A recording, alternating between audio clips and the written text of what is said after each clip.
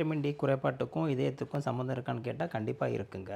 ஏன்னா அந்த vitamin D உடம்பு ஃபுல்லாக கண்ட்ரோல் பண்ணதுனால இதயத்துக்கும் இரத்த குழாய்க்கும் நிறைய சம்மந்தம் இருக்குது. ரெனின் ஆஞ்சியோடென்சின் சிஸ்டம் அப்படின்னு சொல்லுவாங்க. அது என்னென்னா இதயத்துக்கும் கிட்னிக்குமான ஒரு கனெக்ஷன். அது ஒரு சிஸ்டம் பாடியில் உடம்பை ரெகுலேட் பண்ணுது. அப்போ இந்த வைட்டமின் டி குறைவாக இருக்கும்போது உங்களுக்கு இந்த வகையில் பார்த்தீங்கன்னா பாதிப்பு ஏற்படுத்தும். என்னென்னு வரிசையாக பார்த்தோம்னா, முதல்ல உயர் ரத்த அழுத்தம், அதாவது பிபியை அதிகரிக்கும் இந்த குறைபாடு. ரெண்டாவது பார்த்தீங்கன்னா வைட்டமின் டி உடம்புல கம்மியாக இருக்கும்போது இது நல்ல கொழுப்பை குறைச்சி கெட்ட கொழுப்பை அதிகப்படுத்துது. மூணாவது பார்த்தீங்கன்னா இரத்த நாளங்கள் இருக்கு இல்லையா, இரத்த குழாய்கள், இதோட சுவர் பகுதியை தடிமனாக்கி இதனால் ஒரு வேரியேஷனை உண்டு பண்ண செய்யுது. நாலாவது பார்த்தீங்கன்னா இன்சுலின் செக்ரேஷனை இது பாதிப்படை செய்து உடம்புல சுகர் லெவல் அதிகரிக்கிறதுக்கும் இந்த வைட்டமின் டி குறைபாடு ஒரு காரணமாக தான் இருக்குது.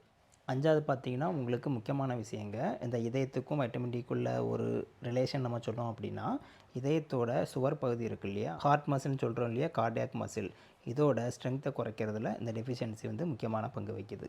இதனால் என்னாகும், இதயத்தோட பாதிப்பு அதிகமாகி அது ஃபங்க்ஷன் பாதிக்கப்பட்டு இதயத்தோட துடிப்பு பாதிக்கப்பட்டு செயலிழக்கக்கூடிய நிலைமைக்கு ஆளாகலாம். ரொம்ப ஸ்டேஜ் தள்ளி போனால். அதனால் ரொம்ப கேர்ஃபுல்லாக பார்த்துக்கணும்.